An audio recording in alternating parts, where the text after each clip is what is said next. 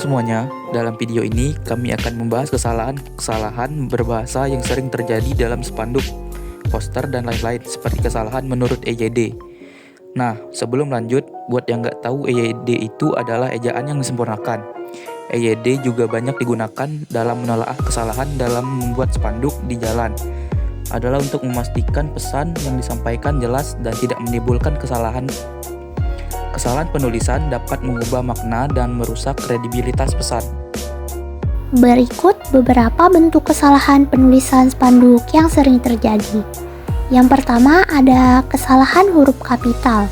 Penggunaan huruf kapital yang tidak tepat, seperti tidak menuliskan huruf kapital di awal kalimat atau nama.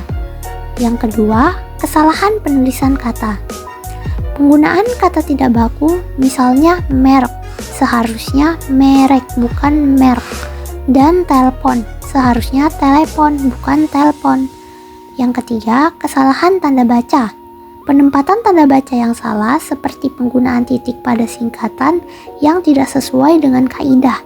Kesalahan ini sering disebabkan oleh kurangnya pemahaman masyarakat terhadap kaidah bahasa baku. Selanjutnya, bagaimana sih ejaan penulisan bahasa Indonesia di spanduk yang salah menurut EYD? Yuk kita simak pembahasannya. Baik, pada kesalahan penulisan kata baku dan tidak baku yang terdapat dalam spanduk tersebut adalah kata merek. Spanduk ini merupakan sebuah promosi jasa pembuatan stempel, undangan, kalender, dan papan reklame atau plang toko. Pada kalimat tersebut, kata merek adalah kata yang tidak baku. Kata tersebut merupakan kata yang menyimpang dari kebahasaan yang berlaku. Penulisan kata yang benar menurut KBBI atau Kamus Besar Bahasa Indonesia adalah merek, bukan merek. Arti kata merek menurut Kamus Besar Bahasa Indonesia atau KBBI adalah tanda yang digunakan pengusaha atau perusahaan pada produk yang dihasilkan dan berfungsi sebagai tanda pengenal. Jadi, dapat kita lihat pada kalimat di bawah ini, terdapat kesalahan penulisan pada kata terima. Karena menurut KBBI, penulisan yang benar adalah terima. Seharusnya tidak menambahkan huruf H di akhir kata. Pada kalimat tersebut terdapat kesalahan penulisan pada kata firmak, karena menurut KBBI penulisan yang benar adalah permak. Penggunaan huruf V seharusnya yang benar dengan menggunakan huruf P. Pada kalimat tersebut terdapat kesalahan dalam penulisan kata private, karena menurut EYD seharusnya penulisan yang benar adalah privat.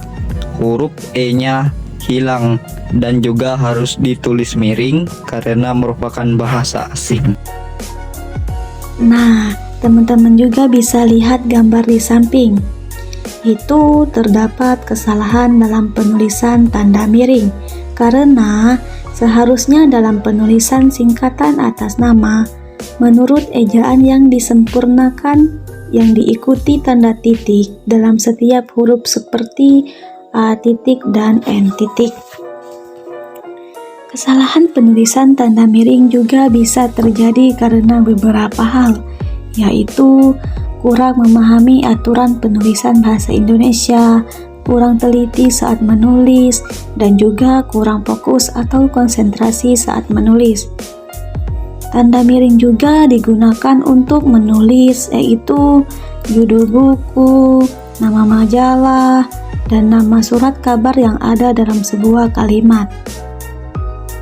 Jadi kesimpulannya, setelah kami menganalisis kesalahan ejaan pada spanduk dapat menurunkan kredibilitas instansi atau pihak yang memasang spanduk tersebut. Setelah itu, kesalahan ini bisa menyebabkan kebingungan pembaca dalam memahami pesan yang ingin disampaikan. Jadi, secara keseluruhan, penting bagi pihak yang membuat spanduk untuk memperhatikan ketepatan ejaan dan tata bahasa yang benar agar pesan yang disampaikan dapat dipahami dengan jelas dan tidak menimbulkan kebingungan bagi pembaca.